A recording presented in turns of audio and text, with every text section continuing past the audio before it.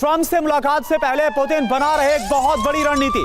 Putin ने PM Modi और Jinping से भी बात की है। यूक्रेन जंग और ट्रंप से होने वाली बातचीत की पूरी जो जानकारी है वो दी गई है।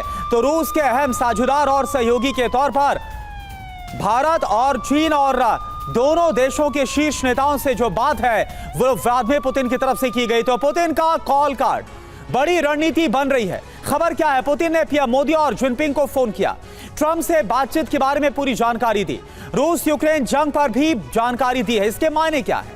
ट्रंप से बातचीत का एजेंडा तय करना है, सहयोगियों को साधने की कोशिश है, भारत और चीन को अपने पक्ष में गोलबंद करना है। और शरदेंदु सर, जिस तरह से हाल फिलहाल में जो रुख है डोनाल्ड ट्रंप का नजर आया, क्या यह कॉन्फिडेंस बिल्डिंग के तहत आपको लगता है किया गया पुतिन की तरफ से?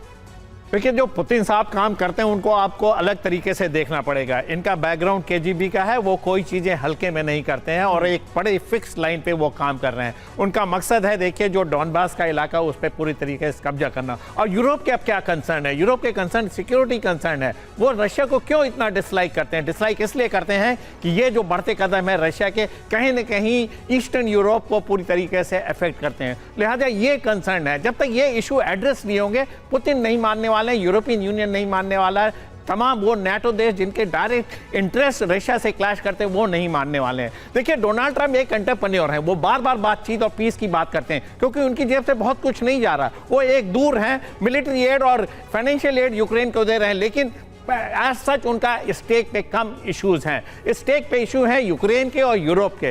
यूरोप नहीं चाहता कि जो रशिया का प्रभुत्व उनके इलाके में बढ़े, इसलिए ये युद्ध इतना लंबा चल रहा है। देखिए, पुतिन साहब अपने टर्म्स पे ही सीज फायर करेंगे। ये तो क्लियर है कि 4 स्टेट वो छोड़ना नहीं चाहते हैं, क्रीमिया छोड़ना नहीं चाहते हैं। और जहां तक उन्होंने हिंदुस्तान और चाइना को अपने साथ लेके रखा हुआ है, ये दिखाता है कि एक बहुत बड़ी फोर्स उनके साथ है, चाहे वो इकोनॉमिक फोर्स हो चाहे मिलिट्री फोर्स हो, इससे वो कम में रुकने वाले कि सर प्रपोज मीटिंग इसलिए भी दिलचस्प होनी है या नजर आ रही है क्योंकि वाकई में ट्रंप जो है क्या पुतिन को किसी कंडीशन तक मना पाएंगे, ये देखना बहुत ही दिलचस्प होगा। और देखिए, अलास्का मीटिंग से पहले बेलारूस के राष्ट्रपति का ट्रंप पर हमला।